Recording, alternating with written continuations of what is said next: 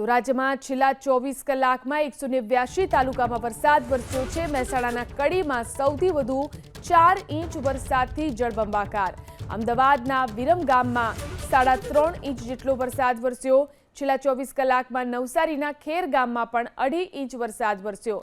છેલ્લા 24 કલાકમાં સુરતના ઉમરપાડામાં 2 ઇંચ વરસાદ, તો છેલ્લા 24 કલાકમાં ગાંધીનગરના કલોલમાં 2 ઇંચ વરસાદ। છેલ્લા 24 કલાકમાં અમદાવાદના દેત્રોજમાં પણ 2 ઇંચ વરસાદ, તો નવસારીના વાંસદામાં પણ છેલ્લા 2 કલાકમાં 2 ઇંચ વરસાદ થયો છે।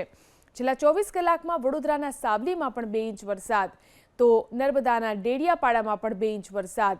ડાંગના વઘઈમાં પણ છેલ્લા 24 કલાકમાં 1.5 ઇંચ વરસાદ વરસ્યો, તો નર્મદાના સાગબારામાં પણ 1.5 ઇંચ વરસાદ, તાપીના વ્યારામાં પણ 1.5 ઇંચ વરસાદ, આણંદના પેટલાદમાં પણ 1.5 ઇંચ વરસાદ, તો વલસાડના વાપીમાં છેલ્લા 24 કલાકમાં 1.25 ઇંચ જેટલો વરસાદ થયો।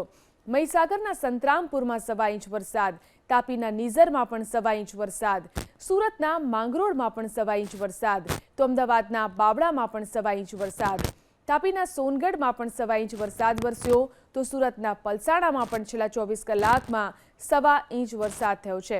તાપીના ડોલવણમાં 1 ઇંચ વરસાદ વરસ્યો, તો ડાંગના આહવામાં પણ 1 ઇંચ વરસાદ થયો। ભરૂચના વાલિયામાં પણ છેલ્લા 24 કલાકમાં 1 ઇંચ વરસાદ થયો। આણંદમાં પણ 1 ઇંચ જેટલો વરસાદ છેલ્લા 24 કલાકમાં વરસ્યો છે। વલસાડના ધરમપુરમાં પણ 1 ઇંચ વરસાદ, ગાંધીનગરના માણસામાં પણ છેલ્લા 24 કલાકમાં 1 ઇંચ વરસાદ થયો।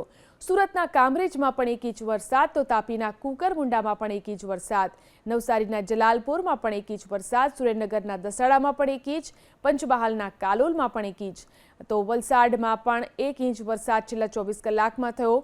બનાસકાંઠાના દાંતામાં પણ 1 ઇંચ, તાપીના વાલોડમાં 1 ઇંચ, સુરતના ઓલપાડમાં 1 ઇંચ, દાહોદના ધાનપુરમાં પણ 1 ઇંચ, તો ગાંધીનગરમાં પણ 1 ઇંચ વરસાદ, દાહોદના ફતેપુરામાં પણ 1 ઇંચ વરસાદ વરસી ચૂક્યો છે।